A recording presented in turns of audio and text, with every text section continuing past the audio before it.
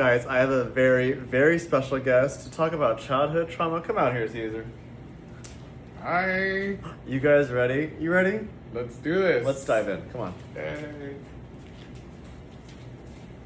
I'm sitting waiting and I'm wishing on a star.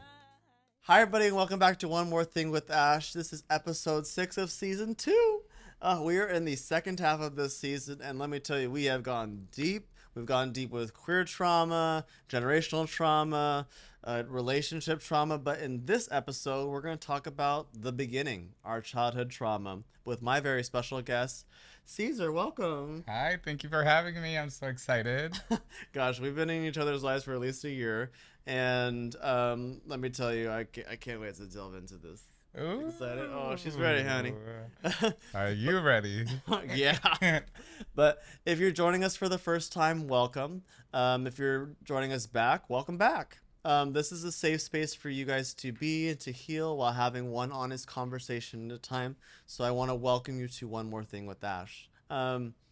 Cesar and I have known each other for a year. He is a local DJ. He's a Los Angeles-based Mexican-American DJ and producer. He plays clubs and the underground warehouse scene around the city of Angels weekly and recently in New York. Cesar's mission is to energize dance floors, spread joy through music, and is dedicated to promoting love and connection around the world. So welcome to One More Thing. Thank you. She's I can't believe she's here. So we're here. I know, in the daylight. In the daylight. Not in the red light where I look. Right. Not the strobe lights, honey. No, we got the bright light on us. It looks pretty Oh, good. I know, yes. we made sure our contour was even. Oh, honey. The blotting was on. But we've talked about a lot of deep stuff this season. But I want to reel it back to our childhood. How would you describe your childhood home environment? Definitely. So, the way I would describe my childhood home environment is your traditional, like, immigrant story, you know? Okay. I feel like both of my parents worked 2 to 3 jobs at once. I was the oldest. I have 2 younger sisters. So, it makes you grow up a lot faster than you're supposed to, you know? Sure. You're in charge of cooking, you're in charge of cleaning, helping them with their homework. And within all of that, you're also kind of, have to have some time to yourself. And as a like gay queer person, like sometimes that part gets left behind because you're so concerned about others. You're so, trying to make sure that you fulfill the expectations that your parents have. Mm-hmm. So there comes a part of isolationist also that comes from that. It kind of feels like at certain points your parents are giving you a lot of stuff, but they are not fulfilling that inner love child that a lot of people need to do, that then you have to come back and kind of help out as an adult. Yeah, I think like for me, my childhood environment. I bet y'all gotten to know me these last season and a half, but I grew up in a Catholic household, Filipino Italian.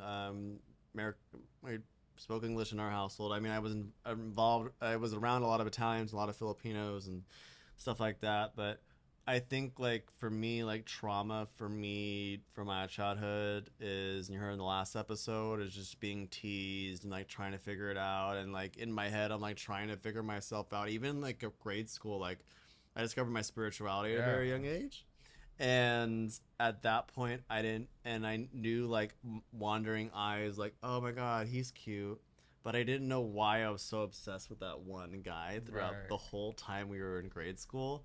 And then when I got to high school and started and exploring the internet, and then I was like, oh, I like Porn. yeah, I like guys. I mean, I think that that's such a universal thing for any queer person growing up, Right. like not fully feeling like they belong in that Yeah. in that atmosphere. I mean, I feel like some children now you see on the internet that are finally like, their parents are kind of motivating them and just accepting them who they are, and you can Right. truly see that they just are going to grow up to be such stars right away. So it's a hurdle that I feel like not only is it generational, but it's also cultural for Yeah. us. I think the world is, I mean, from, not that she's ancient, uh, but I think we come from like slightly different eras in a sense. I don't, I mean, for me, like my parents were open and fine when I came out. I think it took um, my parents a little bit to like sit back and like adjust to the new normal, but realize that nothing really ever changed. But Right. my childhood home environment, and this is the my home environment, um, was always filled with love. Was always filled with a lot of food. You can't be Italian and not be fed all the time. Right. Same if you're Latin, you know, like if you don't eat twice, you're not getting up that table. Trust me, I would go to my aunt's house and she'd be like, "Oh, you want a cup of coffee? Oh, do you want this tea?" And like, "Oh, auntie, I'm gonna go eat something else." She goes, "Okay, I'll make you some eggplant parmesan. Uh, you're not full. I'll make sure you're full." But I was very lucky in the sense that my childhood environment was always filled with love, and very supportive. My dad is an attorney, and he came from the perspective of, as long as you're trying, I will never have a problem with you in your schooling or in life. And if I hear like you're not trying, that's when I get upset. Right. So that really instilled with me of like always being the go-getter and always putting in the work and trying. And it hurts to fail. I think it took me a long time to be okay with failing. Yeah. People take failing really harshly. It's okay to fail. That just makes tells you that the universe is going this way, But I that think way. like Yeah, people put the pressure because you're failing towards your parents. You know, it's not like yeah, yeah. that. I think is the extra pressure that sometimes gets to people. That as an adult, you're like, girl, like it's not that It serious. really isn't that serious. Yeah, it gosh, it's you think about it and it's like, my parents have two different parenting styles. And my dad is very like I can't think of the right word to say, but my mom is like hands on, like kind of from the emotional side, and my dad's more from like the logical side, and so um Yeah, I kind of experienced the same thing. yeah, it's Yeah, like and that's the way they operate, and that's totally yeah. fine. They're both wonderful. My parents are great people. Hi, mom and dad. Same. But Hola. hola. But I think like I think today like I want to do, and I want to make my parents proud. I want them to be like, oh, my son is doing this, my son is doing that, Yeah. and I think like coming from like my dad being like the way he was when we were growing up, like correcting our papers and being super strict about it, and like Right. raising his voice a little bit, like, why aren't you doing this, why aren't you doing that, or like, or we would be in our bedrooms too much and my dad would literally open our doors and go, you guys are going to go outside and ride your bikes for 2 hours, and either you stay in the cul-de-sac or you go out in our neighborhood was very safe. Either Yeah. go in the neighborhood, go to the park for 2 hours, but I don't want to see you. We left at like two. He goes, I don't want to see you till 4. And sometimes we had a really good time. We didn't show him till dinner time. And this was before I had cell phones. So if we were gone for too long, we had to tell, I had to tell, we had to tell my mom where we were going. Right. So I feel like you always try to prove your parents not wrong, but like you want to impress them Of course. because it's like Especially if they sacrifice so much, you know, like in my case, my parents were, you know, they tried their best loving wise, and like my mom is super super loving, my dad's same strict person, but at the end of the day you see the sacrifice that they have made and everything that they've put on hold so you could have a better life. That of course you want to like impress them, of course you want to make sure that they're proud of you because you see how much, you know, like time they spent doing it. mhm. So it's a big deal.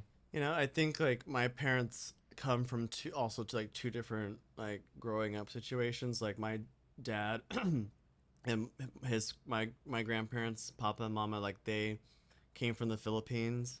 My grandfather joined the U.S. Army and fought in 3 wars and was a prisoner of war. And like my grandmother was, she was a maid. She did farm work. My grandmother did a lot of things. Oh, she must make a great adobo, honey. Oh yeah, she no, I miss that a lot. Oh my gosh, that's one thing. Like I like take notes from all of my relatives. I'm like, how did Lola make this? So but like the way my dad grew up was like very poor, and like the way that my grandparents had to build their wealth and like have certain assets and whatever. And so that's the way my dad comes from it, way he approaches things. So I understand it that way. And then the way my mom is like like she comes from a very divorced parents, growing up, bouncing in between parents, having so much trauma and dealing with some traumatic things in her life. And so that's why she has been and always has been, a very she wants to make sure that she's in my life a lot. I I love mean, that. I think my dad likes to give space, and that's who he is. That's great. But he is in the way he feels like he needs to be inserted, and my mom is the way she is. My mom and I have a different bond, so Right. her and I talk every single day on the phone. But I think she, everybody has that with the parent, you know. yeah, You have like with one of them you're just like closer with, and yeah. it's just a bond that nobody can explain. Yeah, and I gotta find. It took me a while to find some friends that were like, oh, Ash's mom's calling. He's got to take it. Like some people think like I got teased, and it was very traumatic growing up. It's like everyone's like, oh my god, you're so close to your mom. You're always holding your mom's hand, Yeah. and um I'm like, now it's just like deal with it. I hold my mom's hand still. Oh You know yeah. what I mean? Same forever. you know Yes. but there are like growing up, I think, like I mentioned in the last episode about being queer and being and having that kind of trauma, but there are triggers that I experience today. I think I still like quiver, like childhood wise, like when someone is screaming at me. I had a teacher in grade school that literally it was middle school. We stood in line. It was the very first day.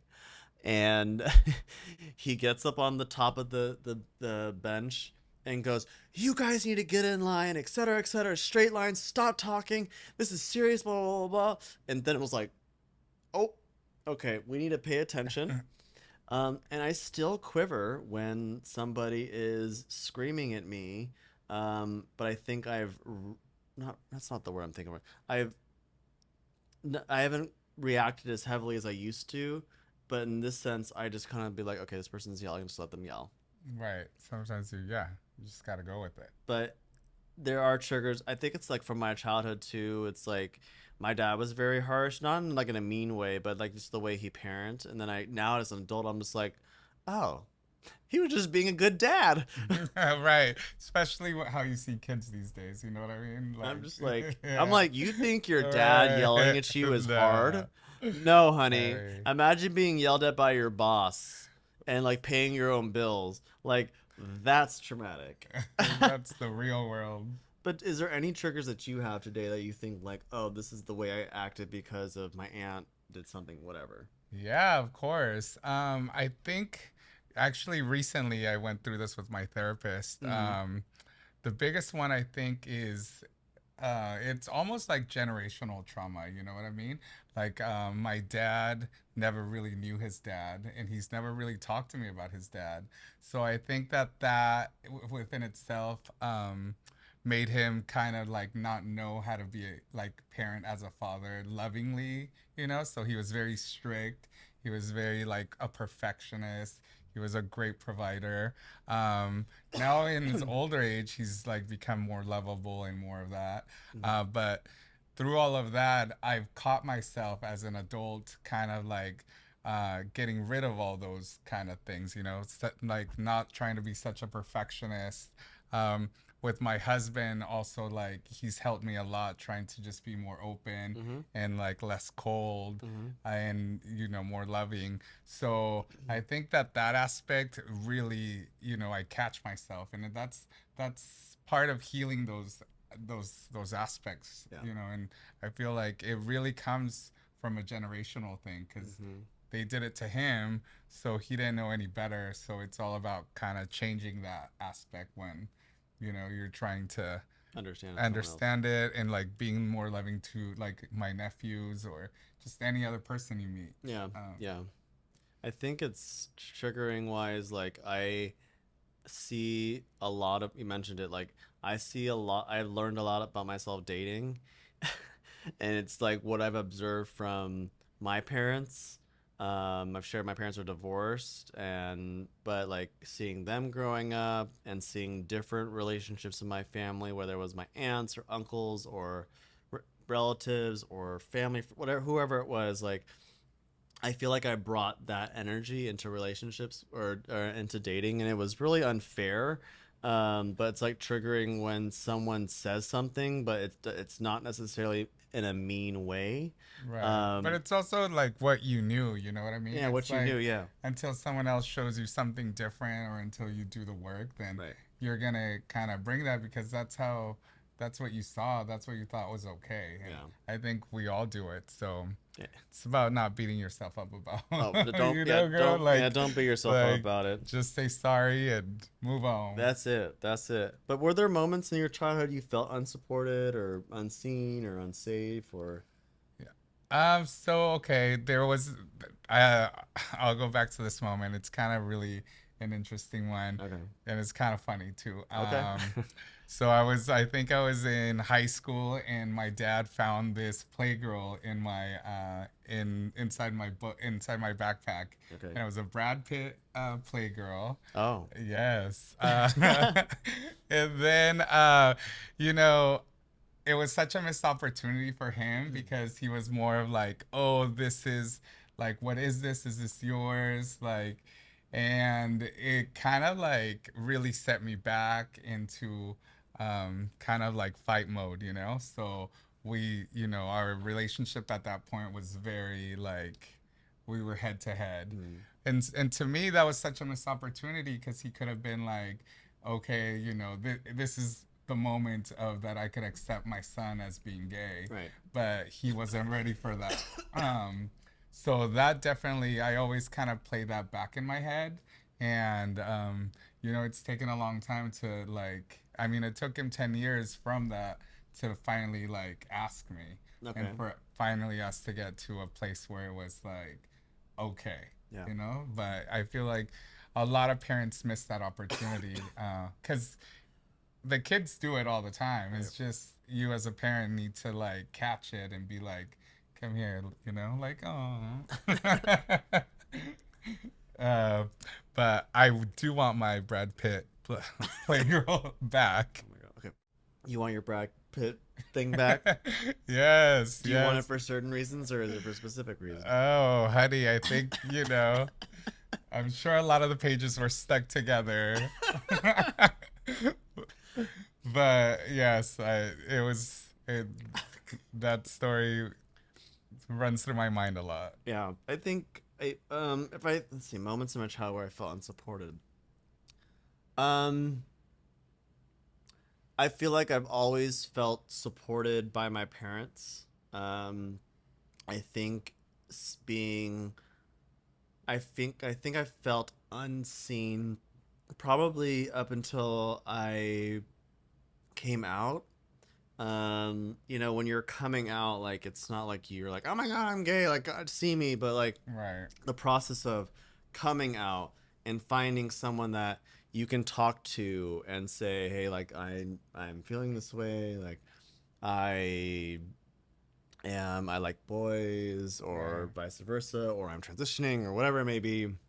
Like I don't think I've ever felt unsupported. I think I've just felt unseen, and Yeah. trying to be seen is a lot of work. I being I have, I think it's more about. I mean, Johnny talked to him about it in the last episode. It's just being open about who you are and finding the right person to talk to, Yes. and realizing that it's all in your head. Yeah. And the person I came out to was my mom. Right, but also like being unseen is not having enough representation. Yeah. Because, like, even let's take a show like Queer Eye, after that show like was on television, I feel like more people were just more like acceptable of like their children because they had seen someone else on television, like, Hmm.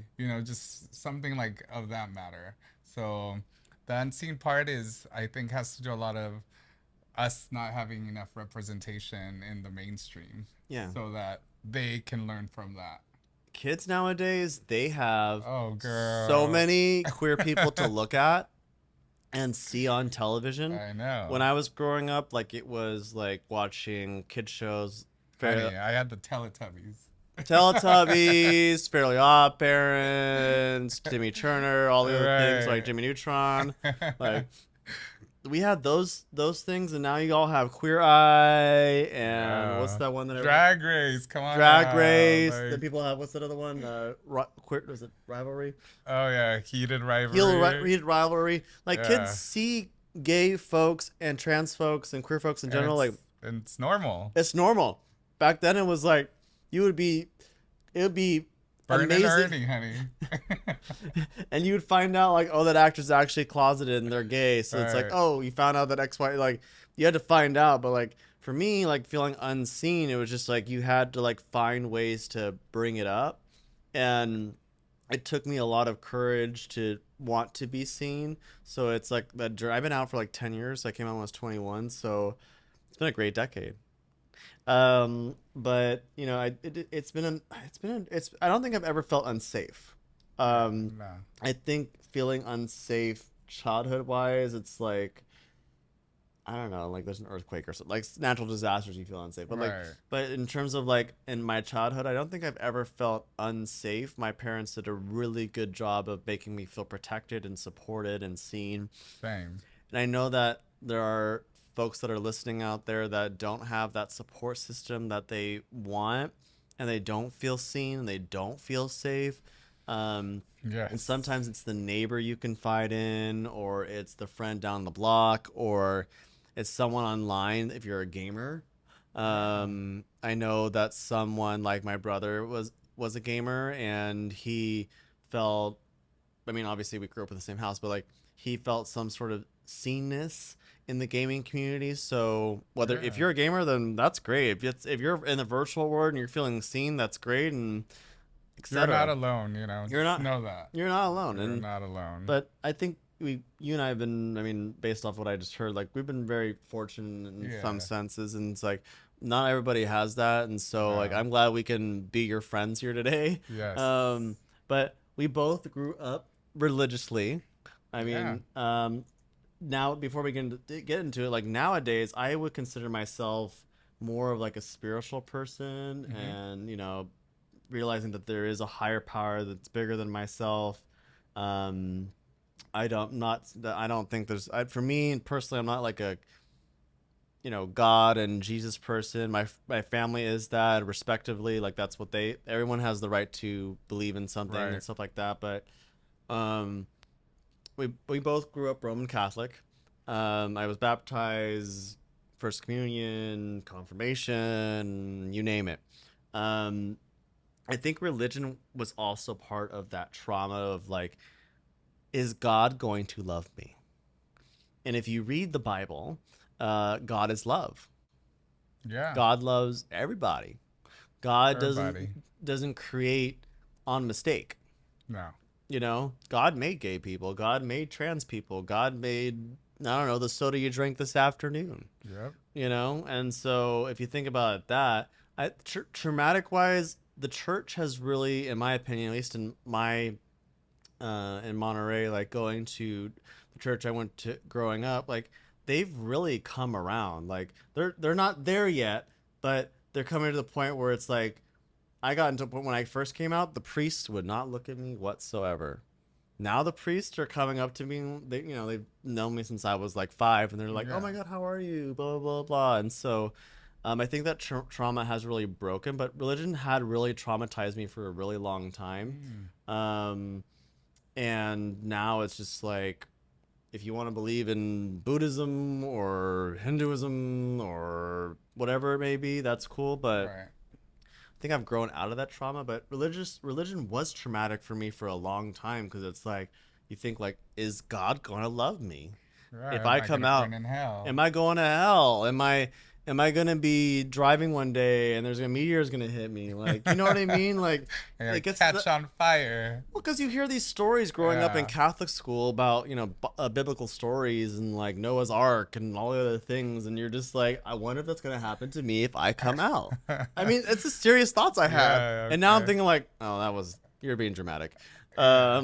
But was religion traumatic for you, like where you are now? Yeah, so no, my I grew up kind of Catholic. My mom is a curandera, so she was very like it's kind of like the spiritual realm within Catholicism. Okay, So, they're all about healing, I'd love to. spirituality, I would actually the learn. crystals, all of it, the I would love tarot to learn. cards, I all would of love to that. learn more of that. I need to meet his mom. Yes. And my dad was Catholic, but they never were like about making us believe that we were, getting punished, so it wasn't enforced on us. We would go to church like if it was Easter or so, stuff like that. So it wasn't I never had that religious trauma. Sure. And like in my 20s I discovered Buddhism, and after that I kind of saw all the good that all religions have, except now like politicians and all those people that actually are the ones that twisted into making it into all the negativeness. So I didn't have a lot of religious trauma. No, Yeah. it was more of just like you're always hearing it, and it's kind of, I would almost say annoying, like that Yeah. that Yeah. people are like, oh, the gays are gonna burn, or Well, you you're, never want to like. I think it's like, my dad always said like, I don't like people harping on me about their religion and pushing it on me. exactly. It's different if it's a conversation about like, oh, this is what I believe. Oh, what do you think about this? Or what do you think about that? Versus like, Jesus loves you and biblical and Romans 5:38. Like that's not how it should Nah, be. Like you should believe the way you want to believe, but don't push that on people because it's traumatic. right. And then people kind And of it's kind of hypocritical, because we don't push gay stuff on people, but yet oh I god, always feel like people are pushing religion onto us. oh they always say So that it's gay people are like, pushing stuff on girl, give it a break. people. Yeah, but I don't think I don't think religion has too much of an impact. I don't think like we can push things onto people. But I think religion, at least for me, Catholic wise, provided some sort of structure, in a sense that my parents, like they said, like when I actually was Catholic and I didn't come, I wanted to discover what religion and stuff that I believe first before I came out. Mm, So I was a Buddhist. Still love Nichiren Buddhism, but like I said, I consider myself more spiritual. But I think I grew out of that religious trauma based off of like trying to find my own way and what makes sense for me and what I believe in. right. And yeah, it can be annoying hearing everybody's thing, but like that's what they believe, and that's okay. And as long as it's Yeah, coming from a good place, that's and it. it's not coming from like gay people are gonna burn in hell or blah blah blah Right, blah, and you're trans and like you're sick and all the things. right. That's when it kind of annoys me, Same. Yeah, But if yeah, you're but everybody should believe whatever they want to believe, yeah, if you're like God's this, blah blah blah, that's fine. That's right? fine. So Just stop showing up to Pride. we won't name names. Um, but how did these experiences affect the way you saw yourself growing up? Like, do like your experiences, not just religiously, but like your experience as a kid, like do they affect like the way you see yourself now? I'd be like, oh, 5-year-old Cesar, oh, he was overreacting. Uh, that's a very interesting question, in the sense that I feel like everything is what makes you what you are now, Right. And now I as an adult can see that all of that is the experience that you are here to, like, you're here to experience life. And I feel like that all of that trauma, all of those things that you can work through, live come kind of like make you into the experience that you are today. So it's kind of it's hard because you have to get through it. You have to work through it, but I'm kind of thankful, or at least I can appreciate everything that I've gone through because I feel like I'm experiencing life and I'm Yeah. I'm dealing with it. But Yeah. if you're not like dealing with it, that's when it like internalizes and then It it becomes can something else. yes. It becomes it, like it, I can't say this enough. Like if you're internalizing something and you're suffocating yourself with something, Yes. reach out to a friend and talk about it. And we've been, I mean, pretty much every episode, finding your own circle and everything like that, people understand you. I know that my friends can call me out on my stuff, and they notice, like, trust me, if I haven't called you in 2 days, you know that something's wrong. Right. That If part. you haven't heard a text from me in a few days, like, something's wrong. Or heard That me at least part. once a week, like, something's wrong. But, um, You know, on the way over here, I was talking to someone about the subject matter, uh, and they were. He's also a DJ, and he told me he was like, you know, if you don't have childhood trauma, you should never be a DJ or you should never be on those decks.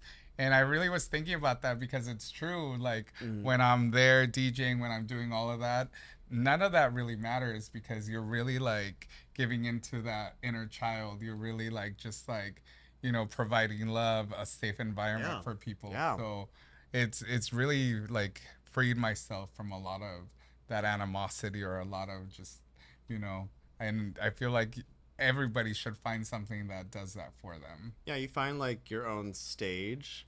I think as a big fan of Oprah, she always says like everyone is supposed to find their stage, whether it's small, big, or it's a few people that you're affecting, or it's a community, or it's a city, it's a state, it's a country, etc.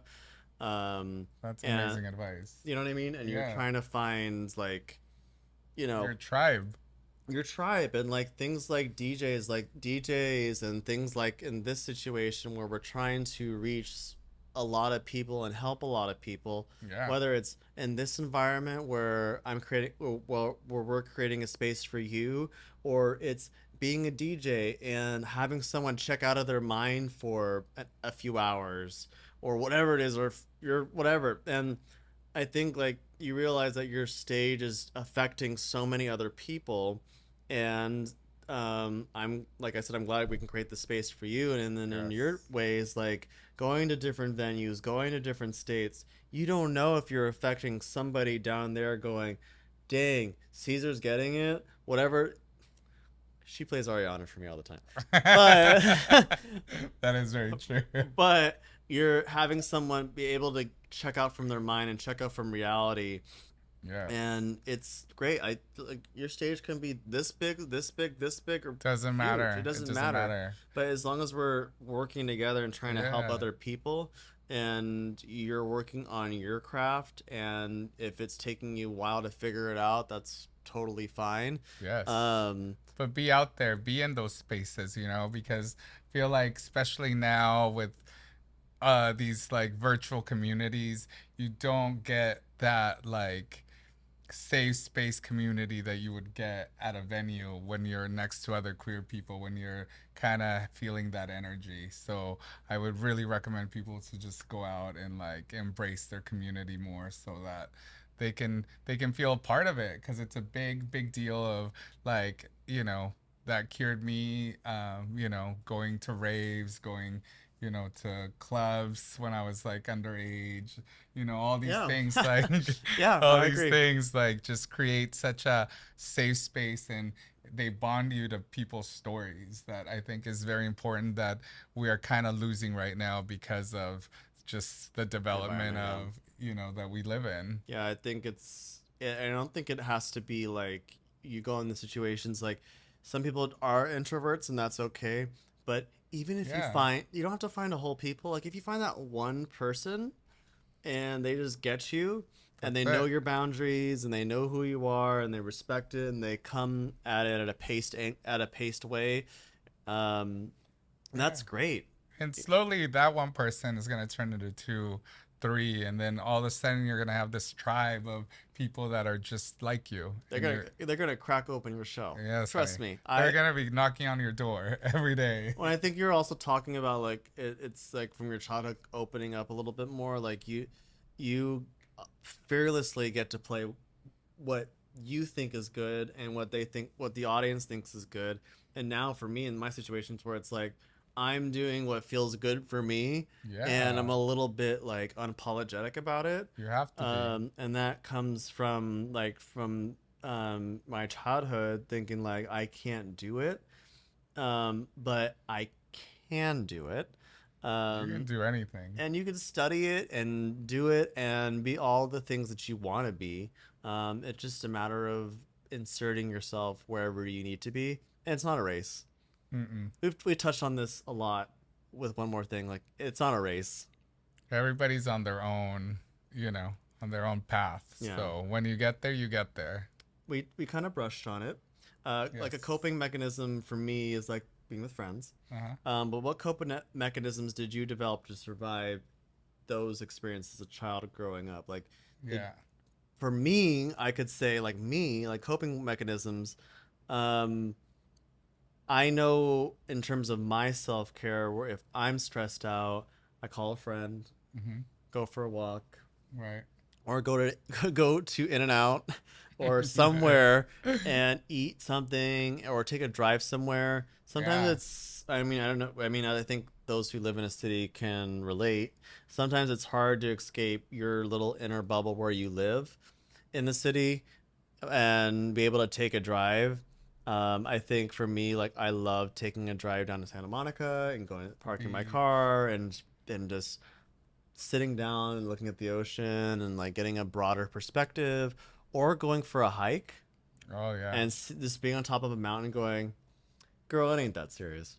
Right. So I think for me, coping mechanisms, especially as a kid, I'll hit up on it again. Mm-hmm. I was very fortunate to find my tribe early. So I Okay. found like, you know, a bunch of freaks, and we would, Back in 1842. yes, honey. Uh, we would go to raves, so the rave scene, getting lost in music that way was hugely a huge coping mechanism for me. Afterwards, hitting like the LA club scene when I was like underage with my girlfriend, Domenica. We would go to like Arena, all these other like places that were about community, about safe space, so all that was a huge coping mechanism for me, and that led me to kind of like work at a record store. I worked at Virgin Records, and just digging myself into music, and the history of music was so big for Interesting. me because it's that now as an adult that still is the same coping mechanism Okay. that I use. But like you said, also another big one for me is just anytime I don't feel good, going to the beach is like the number one. Mm-hmm. Like I could just that will just reset me completely, and it always just helps me move on, you know? I like when I tell my friends that I'm upset about something, or I'm upset, or I'm sad, or whatever. I hear and everyone has all my locations, so they come and grab me, and I'm like, "Where are we going?" They're just like, "Shut up, we're going somewhere." And half the time, most of the time, I know where I'm going, but they don't tell me until we get there. Then when we show up, and I'm just like, "Oh, tacos," and Tacos will always work, we'll girl. cure anything. Yes, yes. Tacos and a Mexican Coke. Oh yeah, That's you and sugar. um, can you ever outgrow trauma from your childhood, or does it stay? I think we kind of talked about it a little bit. yeah. You can outgrow it. Yeah, You yeah, can yeah, outgrow it. yeah. I think you have to work through it. So you gotta know that you're here to experience life, and once you know that you can like take on anything, you can kind of work through it. Yeah, So yeah, I 100%. I think you can outgrow it. But the part of the other question is, or does it stay? Sure. I think it does internally stay, but you've learned how to like flip the switch in a sense where it's like I'm not going to react that way versus this is what I've learned to A, cope with it, and B, how to react to it. So Oh, that's a big one. if you're in the situation and say, I don't know, I've been in situations like where in the past where someone, like I've mentioned, like someone's shouting at me in the past, I've closed down or Yeah. and just become a shell of a person and kind of stuff myself, my authentic self in. But now it's like, okay, this person is yelling, got it, don't react, just listen to them and respond calmly, and just learning how to do it. I think it does stay, but it's your job to learn how to reverse it. You know, one of my therapists also told me that when that's going on, you also have to kind of step back and know that that person is not at the same place that you might be at, Yeah, or big that, thing. Yeah, like they haven't processed that trauma for them. So they're doing that. And I listen, everybody, I still have problems with like reacting to certain things, because you're never going to be perfect, but at least acknowledging that. But when it comes to other people doing it to you, give them grace because they're not there yet, yeah, you know? yeah. And if you I agree. confront them, it's just gonna never, it's not gonna lead to anything good. Yeah, I think you have to, like you said, and that's important. I think if you're out there thinking like, why isn't this person reacting or the way I think they should, in this situation, dealing with my trauma or their trauma, is like, you have to meet people where they're at. Yeah, And some people are farther in their healing journey than most, and some are okay with where they are exactly. and they are okay with what they know, but they're scared to learn what's new. But I think when Yes. you get over that scare, I can't think of anything else to explain, but that's being scared hump and realizing that there is the grass is greener on the other side, Right. then you can totally move on and be a more authentic to yourself, and that you're a lot stronger than you thought you were. But you Um, also can't bring people over that hump. you can't, but They and need to do it yeah, themselves. you can't do it themselves. You can support them. You Yes. can be there for them. But ultimately, like I've had the support of my friends and stuff like that to get Right. where I need to be. But ultimately, it was my job to do the work.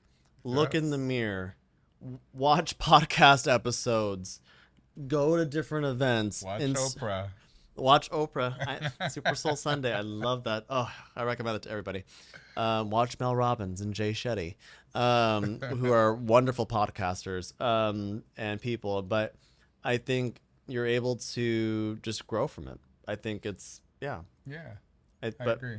but um, what would to round this whole childhood episode out? Okay. Um, You're not gonna make me cry. Okay. But what would you say to your younger self if you could?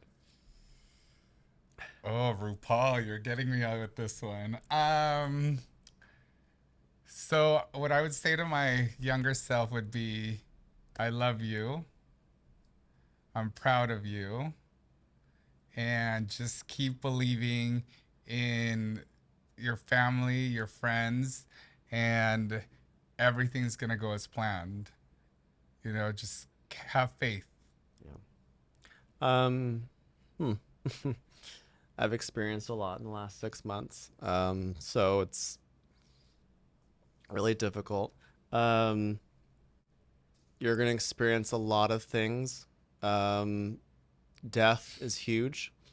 You're going to be estranged from certain relatives for a very long time, and you're going to go through a lot of harsh things, but the grass is greener on the other side. And it's going to be okay. You've always been an overthinker, but realize that you have the right people around you, and it's gonna work out the way you do it. You just gotta keep pushing and doing yourself and keep pushing yourself and stop being so hard on yourself. Um, That is a big one. I think like I've been really hard on myself and wanting it all at once. Yeah. I think that comes from like wanting, again, we talked about earlier, wanting to impress your parents on something or wanting to be successful. Right. And It, there's nothing wrong with that. You should strive to do that, but don't be too hard on yourself when it doesn't happen so quickly, or when things are, or you see other people that are not putting in the work that get it quicker yeah. than you. Like, just patience. Yeah, I think I don't know if you do this to yourself or in your like in your adult mind. Like I think about like 5-year-old Ash walking through the door, and and what would I say to my 5-year-old self? Yeah. And someone that was scared, didn't know who they were, had a really great childhood, Same. but like then I think about what if 18-year-old me walked through that door and my hair wasn't that good in 18.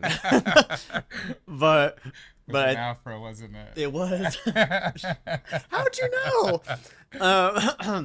But I think about 18-year-old me walking through the door all the time. Like there's times where I'm at home and like I'm just in my feelings and like I think about like what would I say to like I turn it around like 10 years ago. Like what would I say to my 21-year-old self who's just coming out, having their first relationship that was long term for 4.5 years? Like what would I say to myself? I would be like, you are about to go through some ish and you're gonna fight hard for this thing, but realize like it's gonna make you stronger and you never need to be treated this way. But you can get through it. That's it. Just know that's the key, though. Like, just know that no matter what, if you strive, you're gonna get through it, Yeah. and it's gonna be okay. It's gonna be okay. And I think like I don't know, do you do that? Like do you think about like say if 5-year-old Cesar just walked through the door like I actually keep a picture of me when I was like a 3-year-old. Someone told me to do this. I can't remember who. Like, near my door, and yeah, I just tell him I love him every time I see that photo, and it's been working. So it's very hard because, yeah, like, you you want to pick up that person and be like, do all of this stuff. Like, it's gonna like not make you like do all these mistakes, but at the end of the day, if you do that, then this great person right here wouldn't be here. yeah, I it's gosh, I think about it all the time. Like I said, as fortunate as enough as I was to have a great parents, great brother, and great family members, and being supported all with love. And I know a lot of people don't have that. But I think about that kid that was scared to come out, was secretly in their bedroom, Yeah, um, admiring guys online and like all the other things. And now I'm thinking about this where it's just like, yeah, I'm openly myself. I can, exactly. meet with any guy or etc. and just be myself. And it's just like it's you think about it like, oh, I come a long way.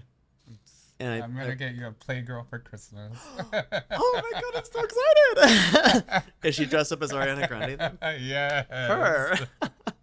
Oh gosh. Well, I want to thank you for being here. Thank you for having me. I could not think about anybody else to join me this season. I promised you guys I would bring a lot of my friends on here, that are willing to continue the conversation.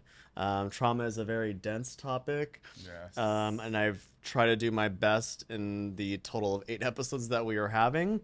So the fact that we were able to like reel it back and we talked about it a little bit in the other episodes, but trying to just really densely talking about our childhoods and like how we cope with those past traumas and how we're doing it better. And you're seeing throughout this season how it really is about you willing to do the work. It's scary, it's not easy, it's not going to happen overnight, but you can do it. So I And know that you're not alone. yeah. Yeah. There's people out there just like you. There really is. You never know, but you got to insert yourself into certain situations Yes. or certain events or whatever so that you can relate to somebody. If you're in AA, you Yes. find somebody you know, or you Exactly. join, I don't know, a knitting club. I don't know. Yeah, go out, kiss a stranger. It's a strange. Safely, safely, safe, Safely, safely, safely. safely. Anyways, I want to thank you all for being here. And if I can add just one more thing, if anybody hasn't told you today, I love you, I believe in you, and we believe that you can do anything you set your mind to. You just got to do it. Just got to do it. You're beautiful just the way you are. And if you're bringing in childhood things and you're still dealing with that, that's okay.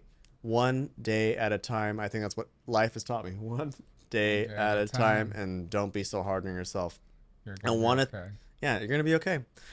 Thank you for listening. Don't forget to subscribe, follow, and share as we expand this safe space together. This is One More Thing with Ash. We'll see you next time. Bye. Bye.